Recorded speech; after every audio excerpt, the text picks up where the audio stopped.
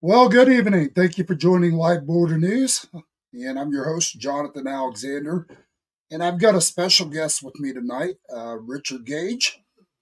And we are going to be discussing about the 9/11 and getting it out there to all of America, the truth of what really occurred. And I'll be right live with you guys here in a second, and we'll be going from there.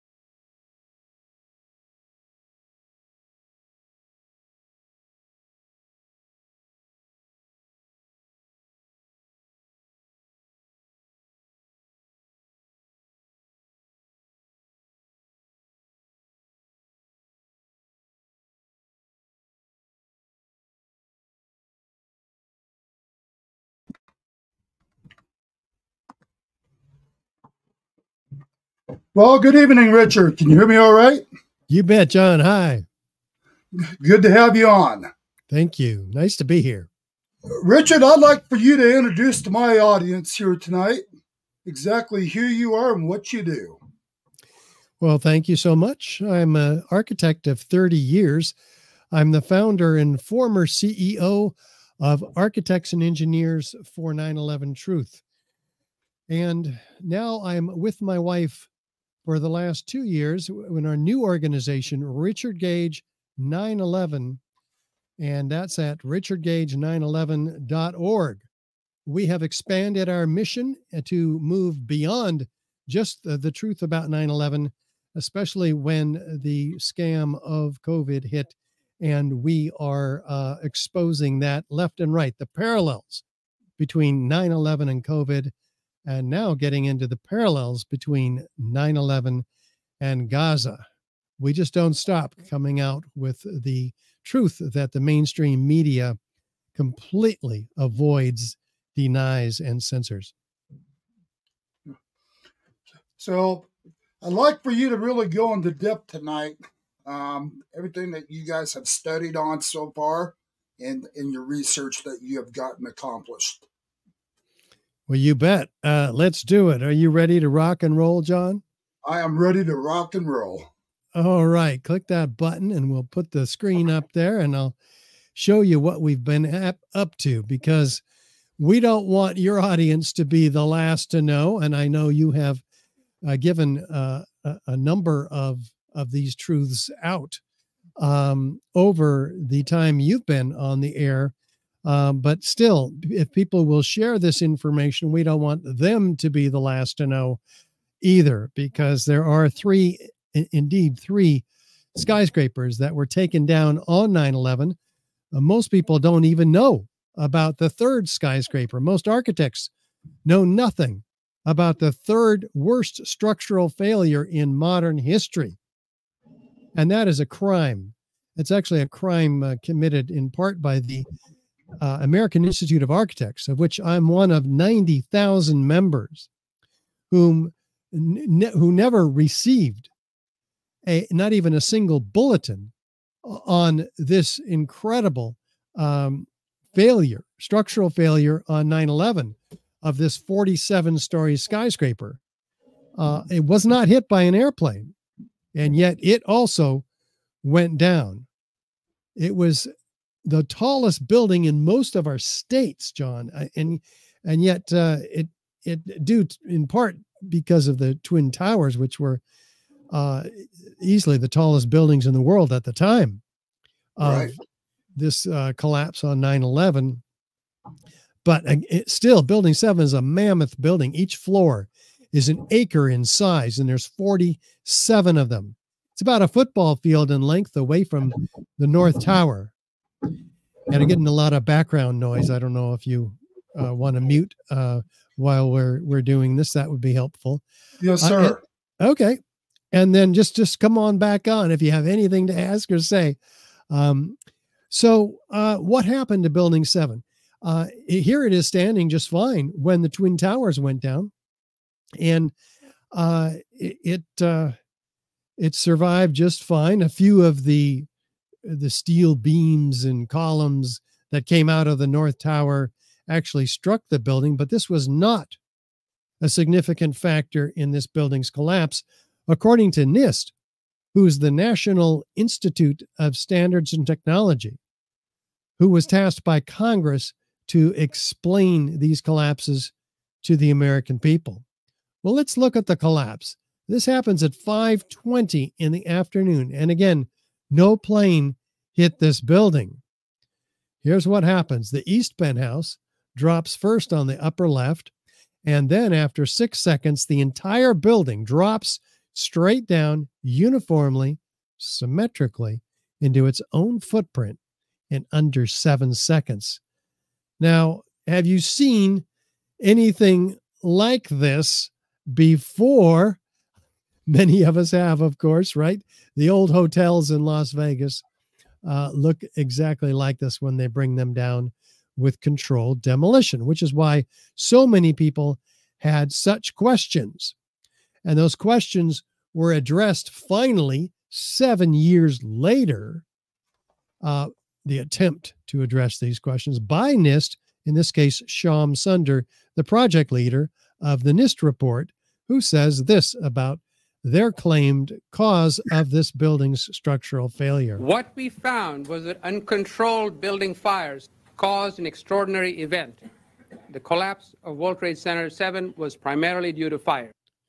Fires. Okay, so fires brought that building down in that manner. Let's look at those fires. Here they are. They're few, they're small, and they're scattered.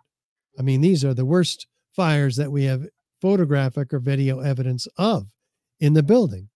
And as you can see, they are asymmetrical. They're not small. These are fires in skyscrapers. In fact, none of these skyscrapers were brought down by these much larger, much hotter, and much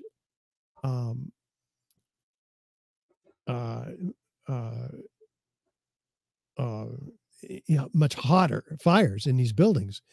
So, and we have much greater fires in these types of buildings. Steel frame, fire protected skyscrapers have never come down before or since 9/11 with fully engulfed. And just so you know, you're not on mute, John, in case you thought you were. There's just minor background is all. So what we want to do is see, okay, if this looks like a controlled demolition, a duck, does it quack like a duck? Does it act like a duck?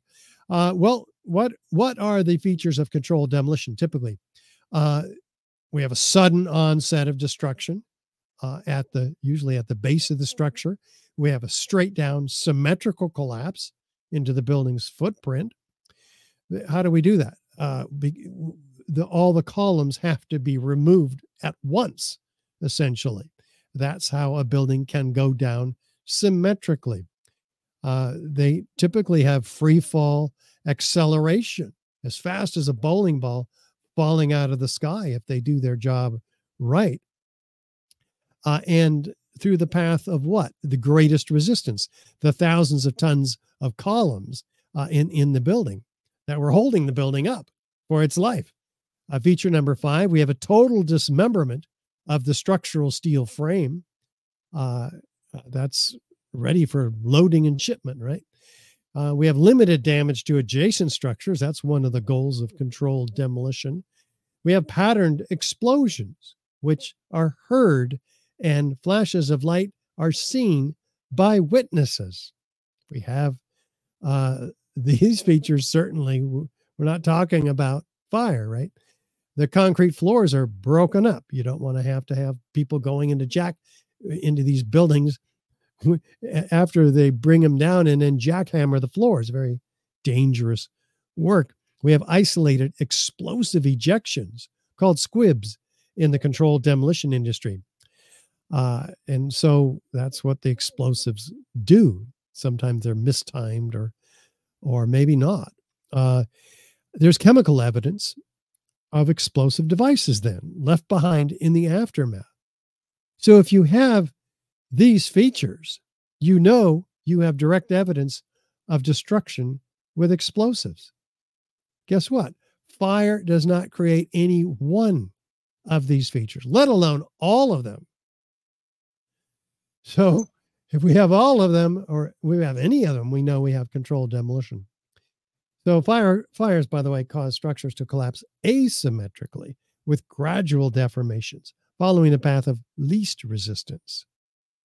So with additional circumstantial corroborative evidence and testimony like government documentation, foreknowledge, people know when there's a controlled demolition, so there's foreknowledge, advanced knowledge. Experts agree that that's a controlled demolition, at least those experts without financial or political obligations that might sway their objective opinion in the matter as to whether a building collapse was a controlled demolition or not. With video documentation, this can be proof of controlled demolition. Now, we're going to apply that body of proof to Building 7 and see if it has any of these features. Let's begin with feature number 1. Is there a sudden onset of destruction? Well, let's look at Building 7's collapse. Again, the east penthouse falls in an isolated event 6 seconds earlier than the entire building, which drops at that point. So yes, it's sudden. It's standing still, and all of a sudden, it's in uniform downward motion from this point right here. Okay, so we're learning something. Yeah, you can definitely tell, Richard. That yeah? looks more like a demolition. I mean, that is definitely controlled. Okay, well, I'll give you some more opportunities to confirm or deny that initial assessment, because it certainly is my assessment. But we want to ask this question of our viewers also. Do we have a straight down symmetrical collapse into the building's footprint? Let's listen to Dan Rather with his initial assessment. And what you're seeing are high shots. Now, here we're going to show you a videotape of the collapse itself. Describe that. Now we go to videotape, the collapse of this building.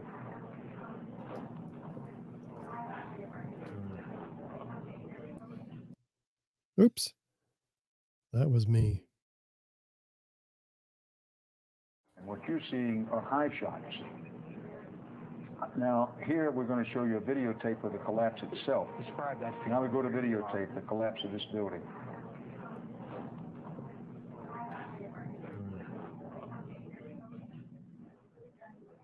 It's amazing. Amazing, incredible, pick your word. For the third time today, it's reminiscent of those pictures we've all seen too much on television before, when a building was deliberately destroyed by well-placed dynamite to knock it down. Whoa.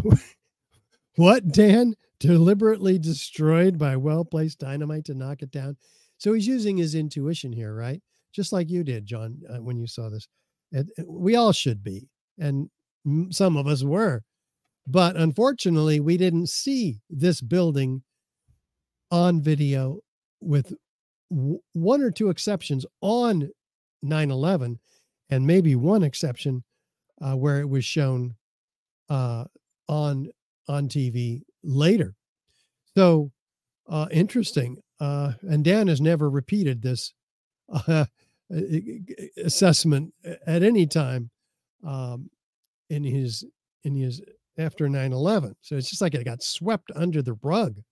Feature number 3. How do they do that? How do we bring a building down symmetrically? We have to remove all 24 core columns within an instant of each other, a fraction of a second, followed about a second later by the perimeter columns.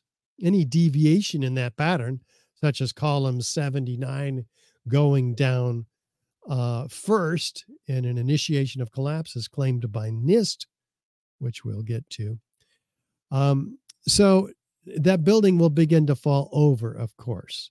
It's like if you get kicked in the knee, you're going to fall over to that side.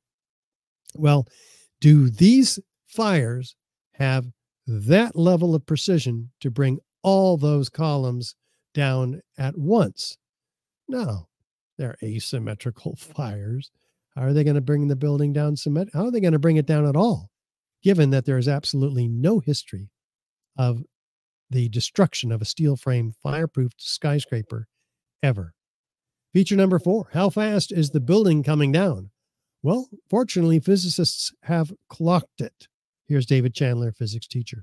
Just by watching it, anybody can see that Building 7 fell close to free fall. To measure it, I used software to track the corner of the building and compute a graph of downward velocity as a function of time. The graph had a long, straight section indicating constant acceleration. Measuring the slope, I found the acceleration to be within 1% of the acceleration of gravity for the first 2.5 seconds. In other words, the building fell through its own structure with zero resistance. Zero resistance? This is pretty interesting. This building had 40,000 tons of structural steel in its structural system, and that is intended to keep it from going anywhere. NIST is telling us that the building below it ceased to exist for the first few seconds of the collapse of the building. Well, things in physics just don't cease to exist and cease to resist the forces that are on them. The building didn't disappear so the building can fall for 100 feet at free fall speed. That's impossible. That's a violation of the fundamental law of physics that says that for every action, there's an equal and opposite reaction. Okay, well, NIST finally admits, 7 years later, they were forced to admit that the building did indeed come down at free fall after denying it for 7 years, saying that, well, if it came down at free fall, that would mean there'd be no structure there. Agreed. But what happened to the structure now that you admit that it did come down at free fall for at least a third of its 7-second fall? They don't tell us this. The obvious implication of free fall is that the structure disappeared suddenly. Well, if that happened, what would do that? Do we have sounds of explosions heard by witnesses? What, John? I said exactly. Yeah, unbelievable. That's a key question, right? Well, let's listen to the official narrative and see what they claim about such explosions or explosives. We did not find any evidence that explosives were used in the collapse of Building 7. We ran down detailed computer simulations of blast scenarios. This size blast would have produced an incredibly loud sound that was not recorded on videos of the collapse nor reported by witnesses. No? Why don't we just take a look at, listen to a few of them and see if that's true or not. Here's Daryl, a medical student, on hand that evening, interviewed by New York's 1010 Winds Radio. We were watching the building actually because it was on fire. The bottom floors of the building were on fire, and we heard this sound that sounded like a clap of thunder. Turned around, we were shocked to see that the building was, it looked like there was a shock wave ripping through the building, and the windows all busted out, and it was horrifying. And then, about a second later, the bottom floor caved out, and the building followed after that, and we saw the building crash down all the way to the ground. We were in shock, and then the worst part. Okay, the building crashed all the way to the ground, a shockwave ripping through the building, a sound of a clap of thunder, the windows busting out, and then the building coming down. How about Daryl, Kevin McPadden, Air Force medic, on hand near Building 7. And then it was like another 2-3 seconds. You heard explosions, like boom. It's like a distinct sound. It's not like when in compression, like boom, boom, boom, boom, boom, like floors that were dropping and collapsing. This was boom, and like you felt a rumble in the ground, like almost like you wanted to grab onto something. That, to me, I knew that was an explosion. There was no doubt in my mind. Okay, that's helpful testimony. How about this gentleman? I'm going to call in Bill Rosati. He was here when it all happened. He saw it for himself. Bill, if you can just tell us what you saw, what you heard. I was standing like 2 blocks away, and all of a sudden I just seen a big flash, and then I seen the building coming down, and I just seen people just running everywhere, chaotic like. So a big flash now, as well as the sounds of explosions. How about this gentleman, Barry Jennings, who, along with Mayor Giuliani's attorney, Michael Hess, were rushing into the building, being late for a meeting, an emergency meeting that was called because when the first plane hit the towers, the Office of Emergency Management was activated. But they were late and didn't realize that the whole building had been evacuated before they even got there. After both planes hit the towers, but well before the towers came down. This is their experience inside the building. When we got to the 8th floor, I started walking to one side of the building. That side of the building was gone. The first explosion I heard when I was on the stairwell landing, when we made it down to the 6th floor. Then we made it back to the 8th floor. I heard some more explosions. What sort of sound?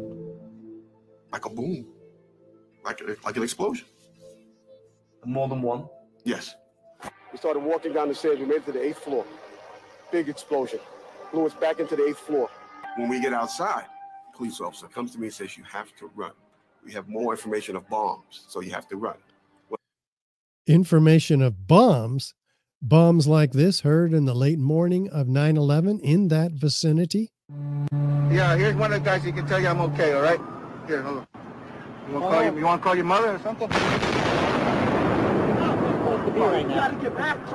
So they're freaked out by a bomb near Building 7.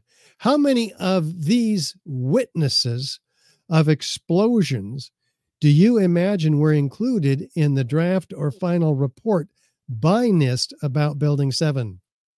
0. Not one of them were included, and NIST claims to have interviewed hundreds of witnesses and looked at as many videos. So something's going on here. It's like swept under the rug.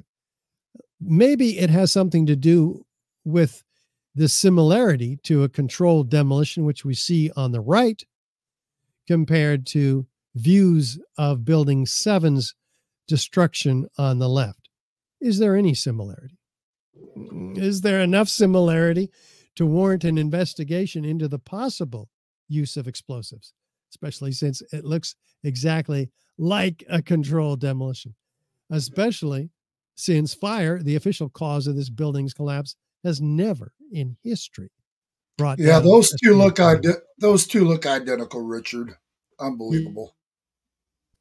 So we got to ask ourselves, what could be responsible for the identical looking collapses? Well, we start looking for clues with the National Fire Protection Agency Association, the guide 921 for the fire and explosion investigation, the guide that is used all over this country for investigating fires and explosions, which they say look for large volumes of gas and the large amount of heat released in chemical explosions, causing rapidly expanding plumes of hot gases, which we see racing away in every direction from Building 7's destruction at about 35 miles an hour. Cauliflower-shaped expanding plumes of hot gases, a whole lot of heat, a whole lot more heat than we see in these fires, which, by the way, were in all likelihood, extinguished by the mechanical action of the collapsing building itself. So what is the cause of the heat? We're looking for something on the order of this to create that much heat. And guess what? We find it, starting with surface temperatures picked up by the NASA infrared sensitive cameras from their thermal imaging. Surface temperatures exceeding 1,340 degrees Fahrenheit, which is the hotter than most office fires ever get to be. And that's on the surface. But guess what? There's no fire on the surface of this pile. So what are they measuring a week later, September 16th? They're measuring something much hotter, deeper down in the pile. A week later, that is cooling off as it rises to the surface of the pile. So we've got to get a clue as to what that might be. Let's do that by looking at the FEMA report that came out in May of 2002, called the Building Performance Assessment Team Report. In the appendix, they have a metallurgical examination of the steel from World Trade Center 7.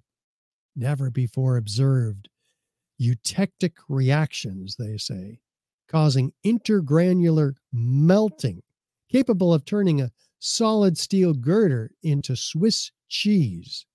What? Like this piece of steel removed from the end of a beam from World Trade Center 7. Whoa. Rapid oxidation and sulfidation. They're freaked out. They don't know where this stuff comes from. Liquid iron. That's molten iron. Iron doesn't melt until 2,800 degrees Fahrenheit. And where did the iron come from? We haven't used iron, elemental iron we're talking about, in our skyscrapers for 100 years. We use steel alloys. This is not that. This is molten iron. Sulfur formed during this hot corrosion attack on the steel. This is perhaps the greatest mystery uncovered in the investigation, says the New York Times. But this information was completely eradicated from the final report that NIST produced many years later in 2008. The entire metallurgical examination was stricken from the record. This is extremely valuable information that could lead us to what happened in this building. But NIST claims, gosh, we couldn't test any steel from Building 7. No steel was recovered. Again and again and again, no steel recovered. No structural elements have been positively identified. No metallography could be carried out because no steel was recovered. And yet, here is the co-project leader of the NIST report, John Gross, on the pile, identifying the very beam that from World Trade Center 7, from which that coupon, is what they call it, was cut and given to FEMA for testing. So, I mean, the evidence is very clear. His shadow is all over it. Unbelievable. But he completely denies it. And yet the author of that metallurgical examination, one of them, Jonathan Barnett, fire protection engineer, says, steel members in the debris pile appear to have been partly evaporated in extraordinarily high temperatures. Unbelievable. You know what the temperature is to evaporate steel, John? 4,000 degrees. Unreal. The fires are they're certainly less than a quarter of those temperatures. What can evaporate steel? We're going to find out. The structural engineer given access through a National Science Foundation grant from UC Berkeley, Abolhassan Astani Azal, says, I saw melting of girders at the World Trade Center. I saw melting of girders in World Trade Center.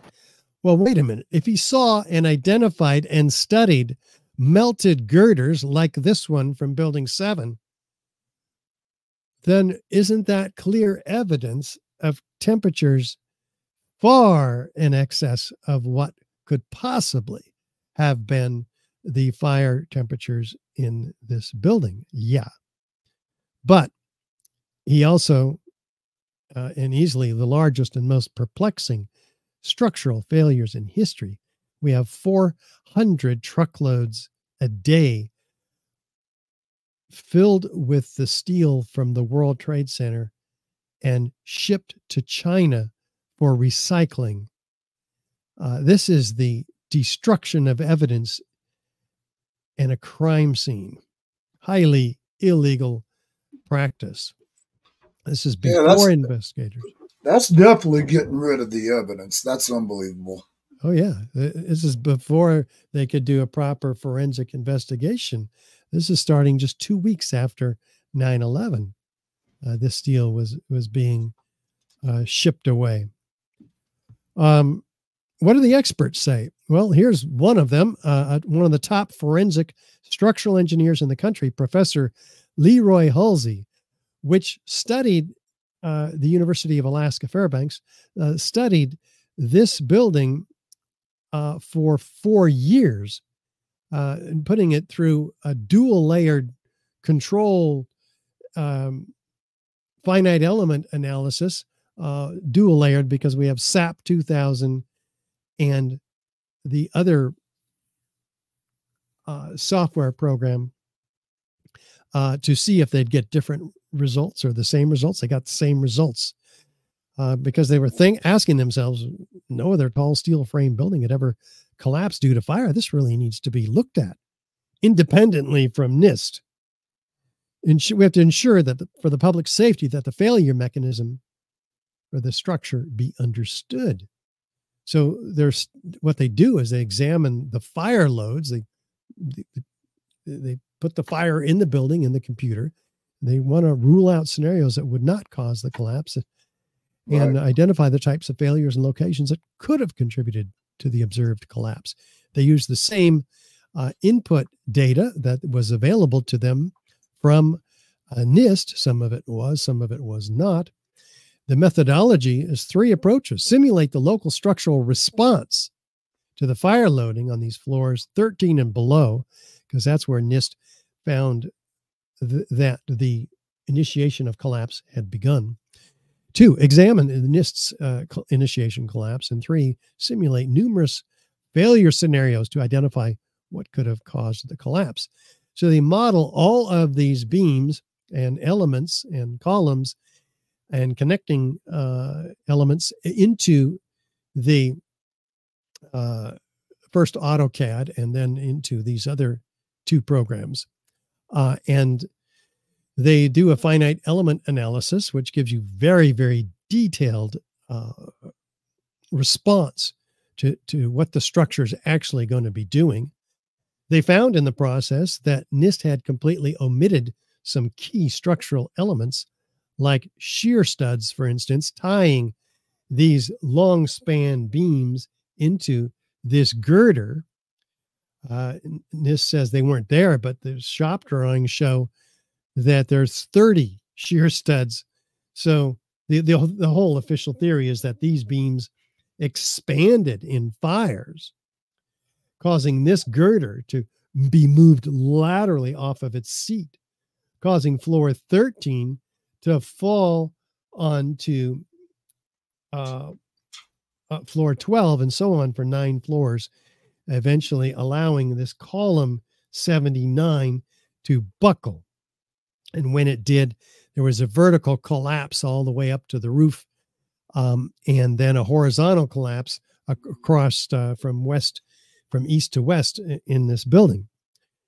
In order to get that to happen, they had to also ignore in their computer modeling, NIST ignored the stiffeners, which would kept their entire initiation of collapse from ever occurring, because what they say in plan view here is that there were no stiffeners.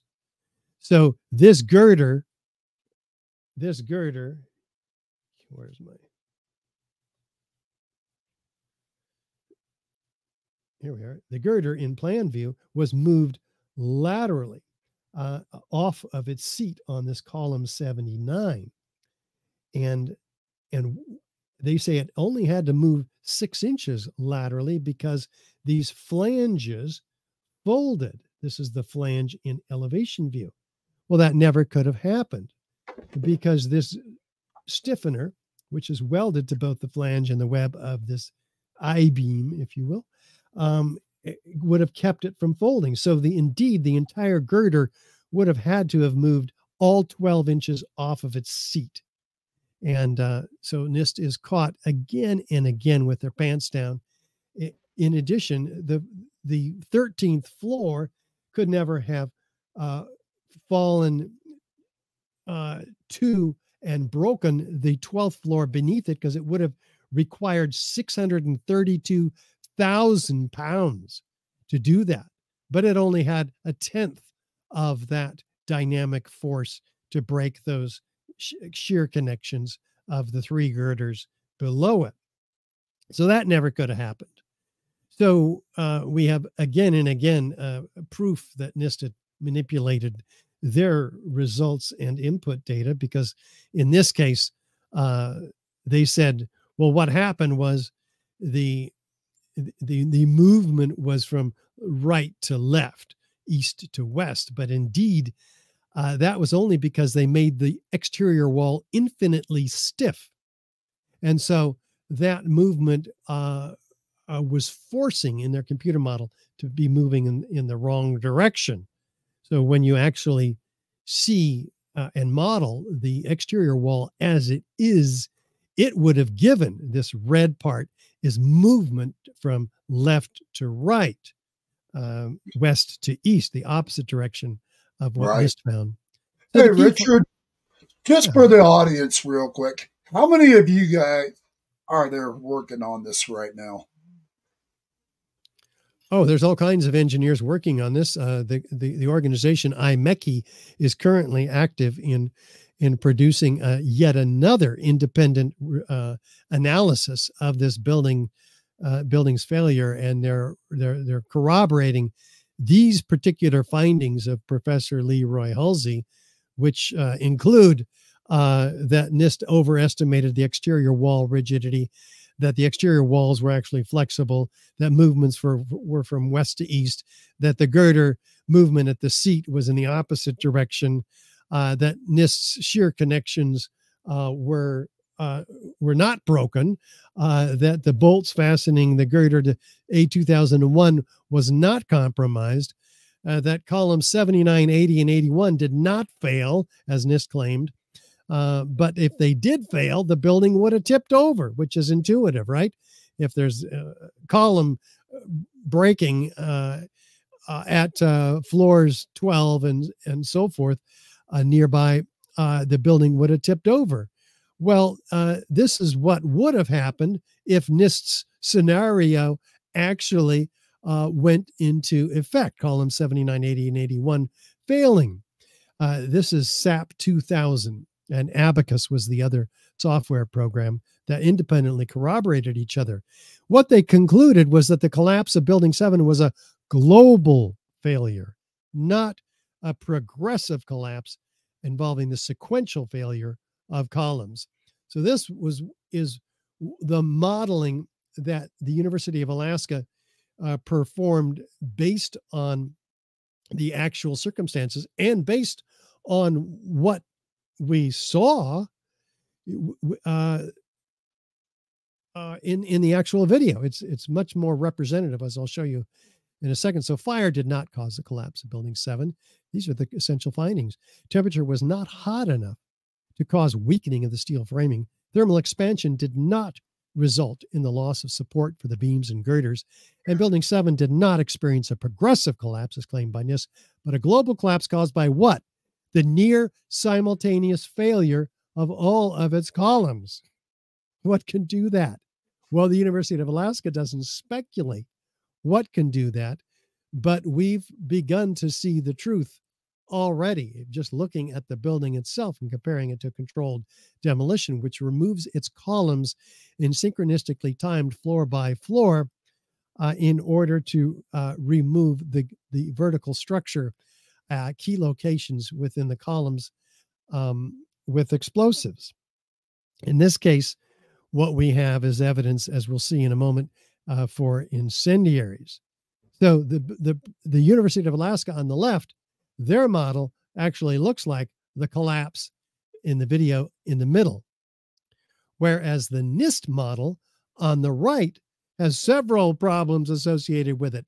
One, we have the complete failure of the east side of the building with thousands of windows that would have broke and deformations of the exterior perimeter structural steel framing that we don't see at all in the video of the collapse. In addition, it begins to crumple like a beer can, which we don't see. In addition to that, they have to stop their model 2 seconds into the collapse, at which point it just stops. They don't want us to see it tipping over, apparently. So that's why we go to independent experts. And what we find also in the case of Building 7 is, like in a controlled demolition, we would look for foreknowledge of the destruction because we know it's coming down in advance. Well, these guys do, these mysterious construction workers, walking away from Building 7, hearing an explosion over their shoulder, looking back at the building, and then looking straight into the CNN camera and saying this. You hear that? Keep your eye on that building. It'll be coming down. The building is about to blow up. Move it back. All right, guys. Sorry. We are walking back. There's a building about to blow up. On flame. Debris coming down. What? Did you hear that, John? The building is about to blow up, flame and debris coming down. How do they know? You can't miss those words. I mean, yeah, that was clear as day. Oh my God. And it's like, well, wait a minute. The building has a few small scattered fires into it. No steel frame fire protected structure has ever collapsed due to a few small scattered fires or any amount of fire for that matter.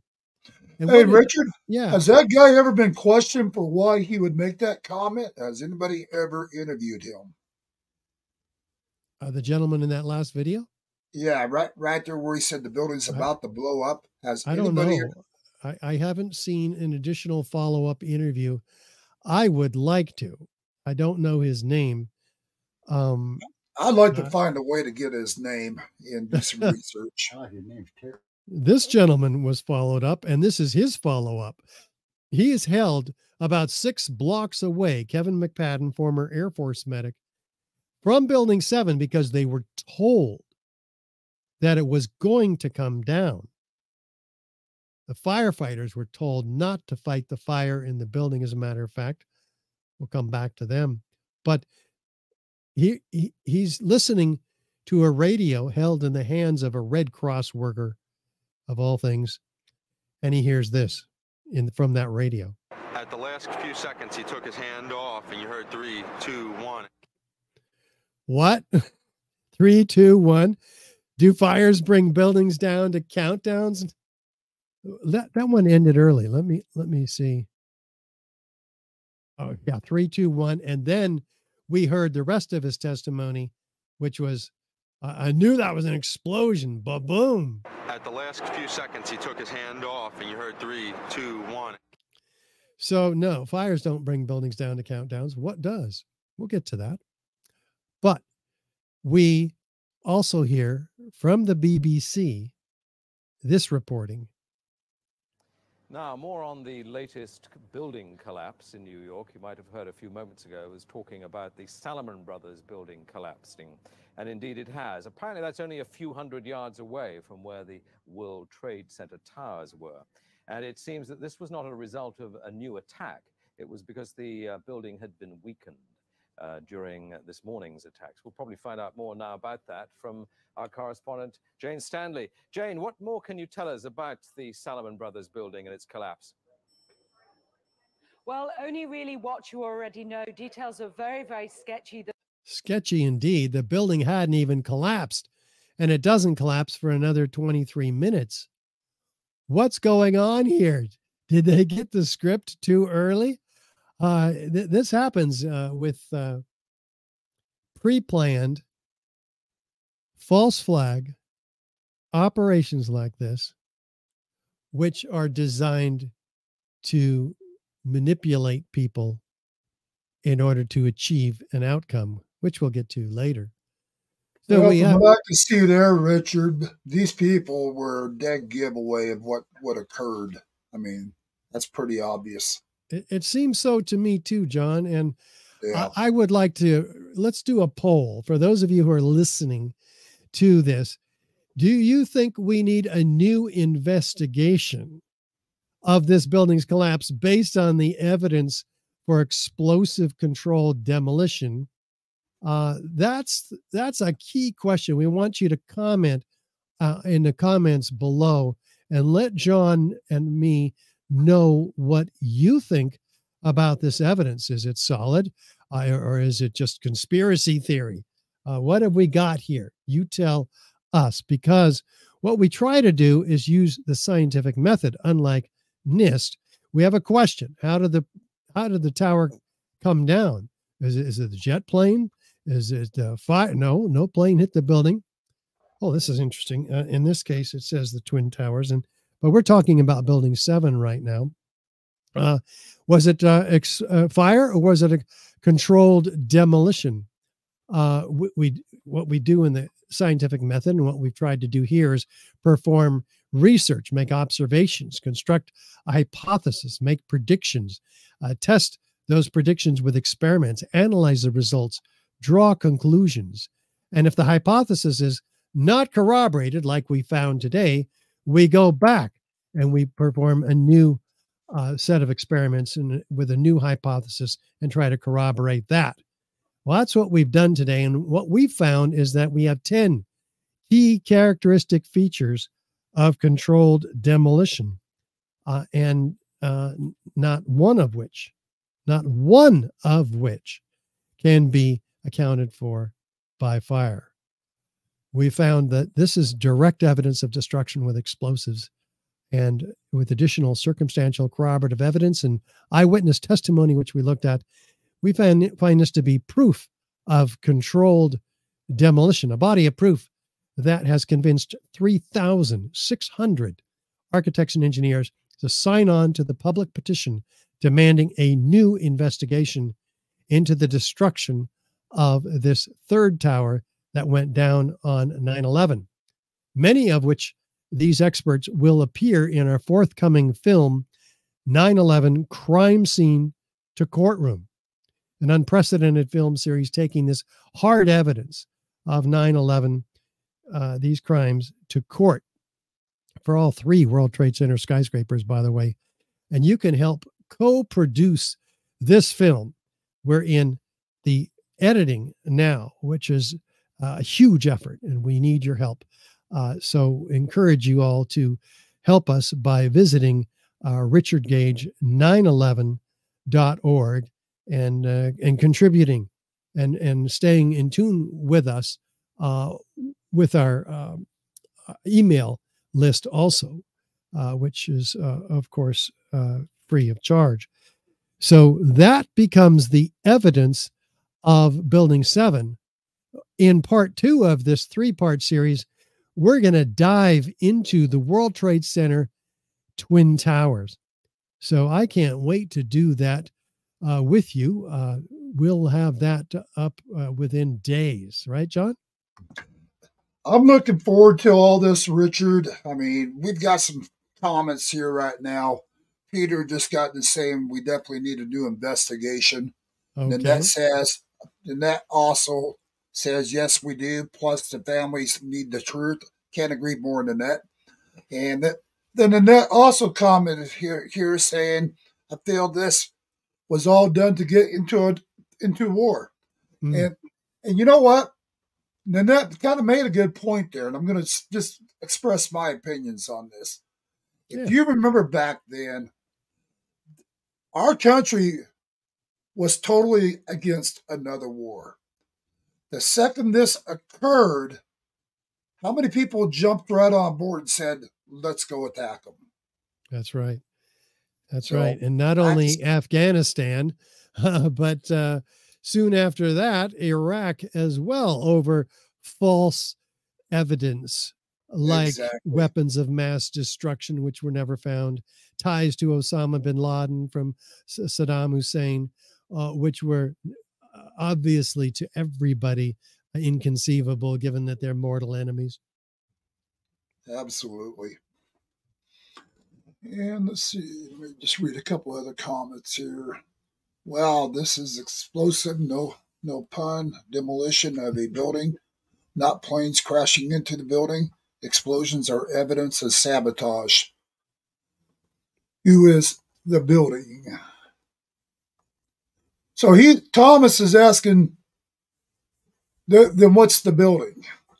I guess. I'm not quite understanding. He might be saying what's in the building. The building had some interesting tenants. Half of it was financial services, Solomon Smith Barney. But for instance, the worst fires were on the 12th and 13th floors occupied by the Securities and Exchange Commission, which lost thousands of files related to very high-profile cases from Wall Street companies like Enron and WorldCom, which were about to topple eventually the government by the time that rabbit hole got penetrated.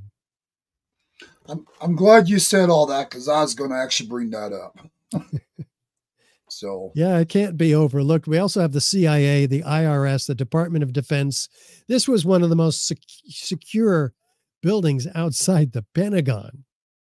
And so who's going to be getting in to plant these incendiaries? Well, certainly not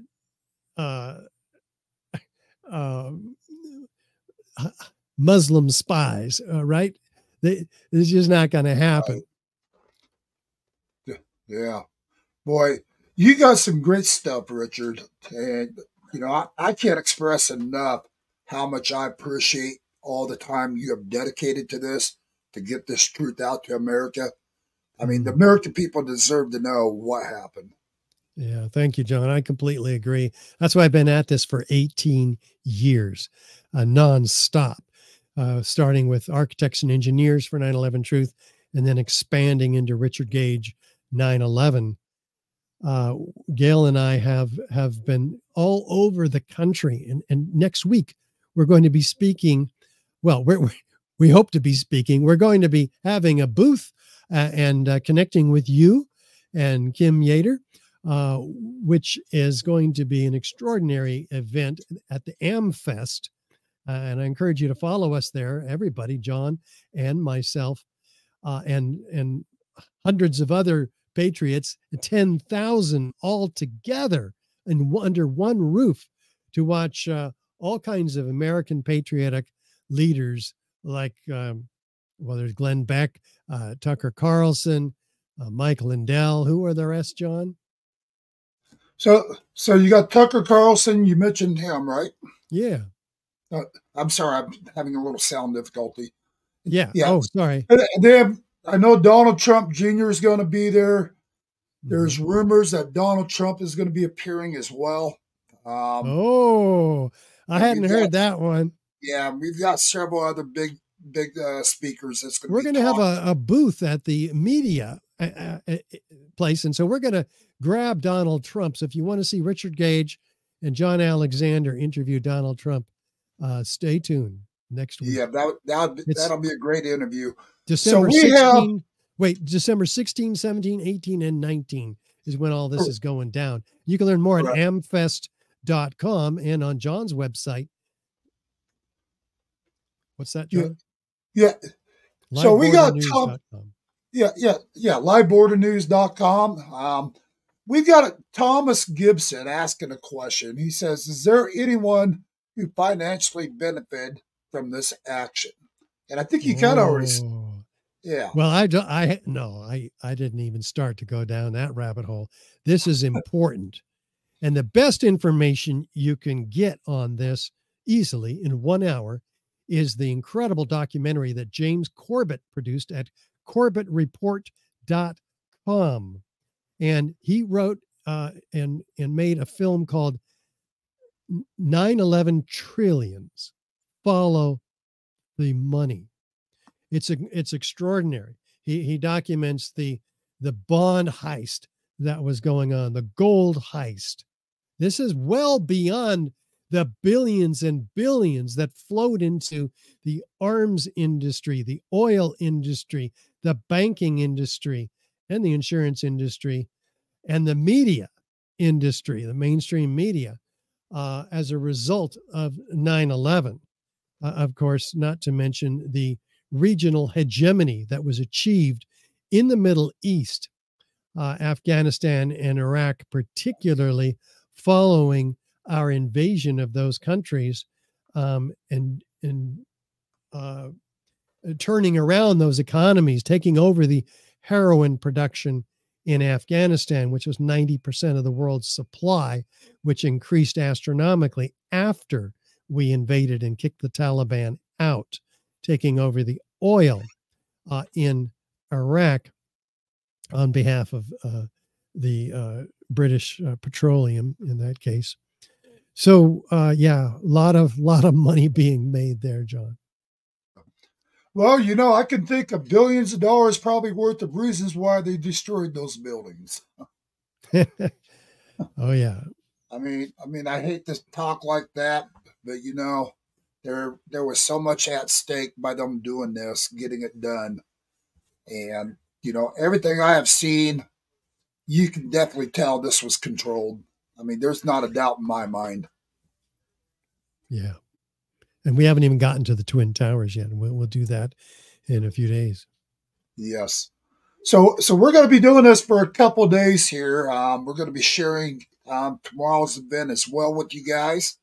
And Richard's going to go a lot more in depth. So if you'd like to explain everything that you're going to be able to share, Richard, I'd appreciate it. Oh, gosh. Yeah, I'll give you a preview. Do you have a few more minutes? Absolutely. I'll give you the quick preview of what's coming up here. I mean, you're going to be blown away by. Okay, go ahead and share that one, John. Because what we're going to do, I mean, just look at both towers collapsing here simultaneously, though they happened about 15 minutes apart. We have upward, outward arching streamers, a geometry of fireworks, freely flying structural steel sections weighing 4 and 8 tons ejected laterally out of the towers, landing 600 feet in every direction, destroying skyscrapers all around them, trailing thick white smoke clouds, which we'll get to the source of yet again, specifically for the Twin Towers. We find as we follow the model of the features of controlled demolition that we have all of these features, such as a sudden onset of destruction, and which we'll get into with no hesitation or impact upon meeting the cold, hard, intact steel. We have witnesses of explosions and that's hear explosions, see flashes of light, 186 of them. We'll go through these witnesses found by Professor Graham McQueen, who have very specific evidence and eyewitness testimony, personal experience of being blown around in the buildings, seeing explosions, hearing explosions. We have the South Tower falling exactly in the first 3 seconds, just like a controlled demolition.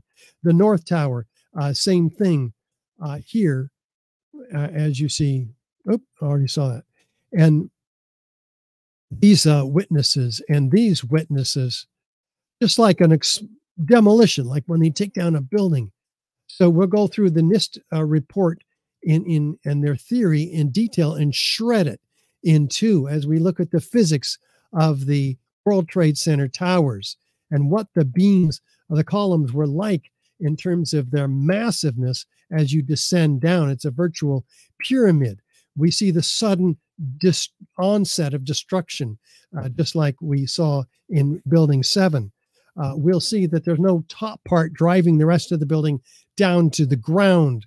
it would have destroyed these few remaining core columns that stand 1,000 feet in the air if the top part was driving the rest of the building down to the ground. We'll see, just like the firefighters described, explosions wrapping all the way around the towers, like you see here.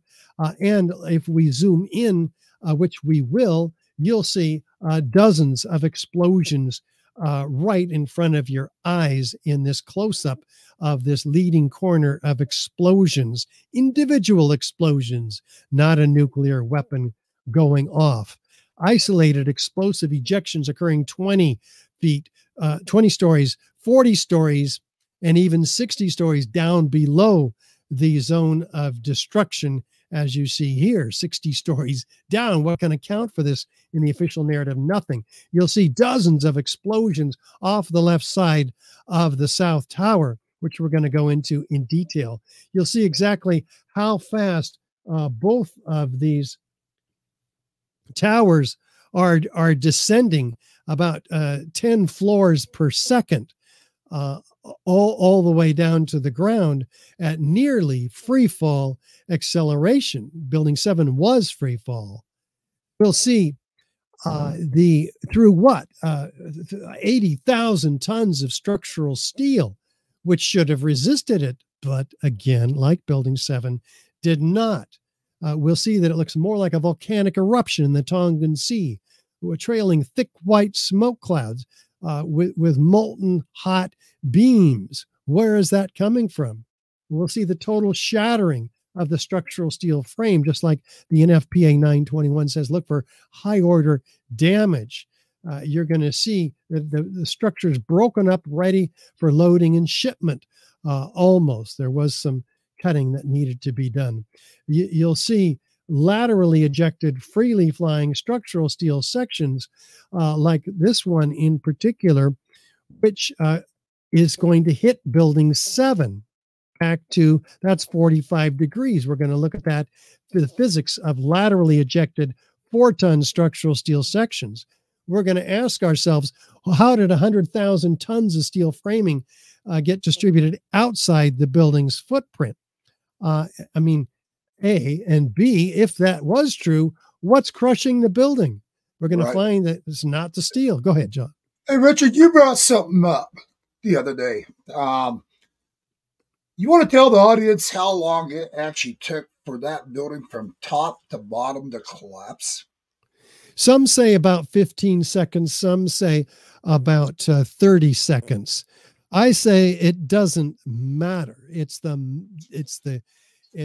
not how fast it came down. NIST actually said it came down at free fall, which it didn't, but was very interesting. But the manner in which it came down, for instance, the floors, there's 110 floors missing at the bottom. Well, there should have been a stack of about that many. We don't find 50. We don't find 10. We don't find 1. We're looking for pancakes in a progressive pancaking collapse. So my point was if this was not a controlled demo, and correct me if I'm wrong, it would take a heck of a lot more than 15, 30 seconds to come to the ground. I mean, if it was even possible. It's impossible because the top part would have crushed the bottom part, halted, hesitated, which it didn't do, and then fallen off the building. That's what I was trying to say. Thank you. Yeah, if the columns are being destroyed ahead of the descending top portion, then it's going to be able to fall at or near free fall acceleration, which is what it did. But all the concrete is pulverized in midair, as we're going to find. So it wasn't available to crush the building. So Nanette asked a very valuable question for you. She asked, could Building 7 come down like it did by the ground underneath it being bombed? Like if it possibly blew it out from underneath? Well, the columns have to be removed. So indeed they were. We've proven that today. And they can only be removed by high energy explosives or incendiaries. We saw the evidence for incendiaries today, which produced a small muffled explosion, by the way, which was heard nevertheless by witnesses. So that's all the evidence that we're going to be looking at next week. Very, very important evidence for our country, because if these buildings were destroyed. What happened to them? And it looks like we lost him.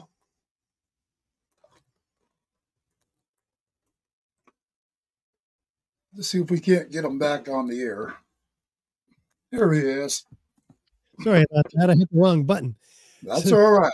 If these buildings, as we'll find, all three of them, were destroyed by explosive demolition, and it's so easy, as we've been doing, to prove, then we obviously we need a new investigation, a real investigation, an independent investigation by a body that is not, like NIST, corrupt. We also need to change a few people in Congress, right? Because everyone in Congress essentially either bought into this false narrative or remained silent, either of which is criminal. This is in essence a revolution that we're looking at when this information becomes more public. And that's why we're speaking all around the country nonstop. 600 presentations now, in fact, around the world, 24 countries we've been presenting this in so far, in over 100 American cities. But we can't stop. We've got to penetrate the public mind. It's so dense, John. They don't, just like all your work with reporting on what's really happening down at the border. It just takes a long time to penetrate the density of the public. And plus, we're being censored, of course, by mainstream media, and the issues are being censored by mainstream media, doing us no help, which proves that they are enemies of the state. Right. Well, we're going to be putting this out on your news. As soon as this broadcast is over, this is going to reach out to millions of people, Richard. I want people to hear the truth. You know, what we have going on every day, you know, I can't hardly compare the border to what happened here, but I can tell you right now, we have seen so much corruption even within our own government on the border, which we have the evidence to prove, to back what we say. I'm not a bit surprised with what I see here. I'm not, because of the amount of corruptness that we have been just investigating the last several years, just right within our own government, and how they're handling things on the southern borders and everywhere else. And what I'm seeing right here just adds to my speculations of what I was saying several years back to all the people I've known out there, and just telling everybody, you know, that was a definite controlled demolition, and trying to get people to believe that was just, you know. Well, this evidence makes it much easier to wrap your mind around and be convinced that it is, all three of them were controlled demolitions. So now, you know, we can remove that doubt. It enables people to be more confident in declaring that to their friends, family, relatives, public representatives, the media, professionals, that the truth. And I think this is like the 2x4, you know, certainly that woke me up in 2006. I was on my way back from a construction observation meeting in Lafayette, California, where I worked specifically at a local high school doing a large addition and new building there. And hey, Richard, I've got one question for you real quick. Well, wait, let me finish this. I was just shocked to hear Ray Griffin on the radio talking about some of this evidence, and it just blew me away. I I was rooting for Colin Powell. So as he was making his irrefutable case for weapons of mass destruction, and I wanted to go into Afghanistan and get those bastards that did this to us. My world just had turned upside down with this information. And then I found out this is not the only issue. They're lying to us about almost everything. And so that was overwhelming to take. So my question is, how many demolition experts are in this world that can drop all three towers just so perfectly the way they did? I mean, those are perfect drops any way you look at it. For them not to be, I mean, that takes somebody that really specializes in what they do, with those being especially so close and everything else. There's about half a dozen controlled demolition experts who could do this. It's not too difficult to dig in and find the most skilled and the closest to the 9/11 cleanup. So yes, this can be determined. Let's talk about that one next week as we get into the Twin Towers. Oh, absolutely. So next week or in a couple of days. Is it tomorrow, really? Yeah, we're going to be back live, I believe, tomorrow. Okay, let's do it. We got to find that time. I don't think I've got it written down. So we're going to try to keep each show to an hour or so. That way we don't have it too overdrawn. Yeah. I guess we've been on here. I can't quite see the time, but we overdid it. I think we're pushing probably about an hour now. But either way, I mean, this is great stuff. Our audience needs to hear this. The world needs to hear this. And God bless you for all the hard work and dedication that you have put behind this. I can only imagine the man hours you've got behind this. Lots. I mean, this is, and that's what it takes. It takes people that are dedicated, people that are not going to be worried about the government trying to come after them, because I'm surprised the government hasn't tried to silence you. That's what I'm really shocked about. Well, I'm glad I haven't had any threats or life-threatening situations. So maybe we're protected, John. Yeah. Well, I always say, if God is with us, who can be against us? Yeah. That's my favorite phrase. So, all right. Well, is there anything else you'd like to cover tonight, Richard? I just encourage people to pass this around. This is extremely important information for you, your family, your country. So don't sit on it. Don't let it go to waste. Pass it around. Give us the thumbs up and share widely because this information, like me, can wake people up. You know, if COVID didn't do it, if the events in the Middle East haven't done it, then 9/11 is old faithful for waking the majority, millions of Americans up. So use the website, richardgage911.org, for your source of expert information. Yeah, and I encourage everybody to visit, his website. It's very interesting, and you're going to get a lot of knowledge. Hey, Richard, my apologies for my studio tonight. My monitor went down on me right as we were going live, and I was going to read the introductory on you, and it's like, where's it at? So my apologies. So okay, that's why I had you do your own introductory. Otherwise, I had you covered. No problem. Thanks, John. So my apologies for that, and I'll try to have things more up to power by tomorrow, and we'll just get this out there to all of America. And to the viewing audience out here on Facebook tonight, my YouTube channel, Rumble, just share this with the world. Get it out there to everybody you guys know. I mean, America needs to wake up and see the truth behind what really happened. And it's quite obvious. I'm not going to tell you guys that say this was definitely government. I'm just telling you, open your eyes, pay attention. And these guys are very explanatory behind what they're sharing with you. And you are, Richard. You're very good at explaining this as well. Oh, thanks. Absolutely. So, all right, guys. Well, until tomorrow, this is Jonathan Alexander reporting. It's been an honor having you on our show tonight, Richard. And I'll try not to be so hoarse tomorrow as well. I just got back from the border. But other than that, just God bless all you patriots out there, and just stay safe out there, and just just be alert, America. Until tomorrow, we'll talk to you guys soon. All right. God bless.